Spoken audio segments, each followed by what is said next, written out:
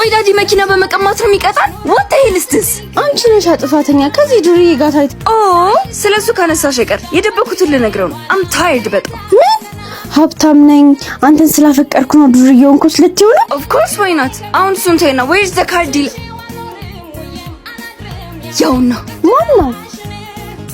ነይ እና እንለፋ። ያምሻል እንዴ? አይ ላይክ ሂም ያልኩሽ ልጅ እኮ እሱ። እሺ ምን እናድርግ? እኔ እንጃ። I think it's the best choice. ዛሬ ለስራ ጠሯል። አንድ ደህና ሰው እንኳን በዚያ ያልፍ። አንተ ከቤት እንኳን የሚሸጥ ዕቃ እንኳን ይጥፋ።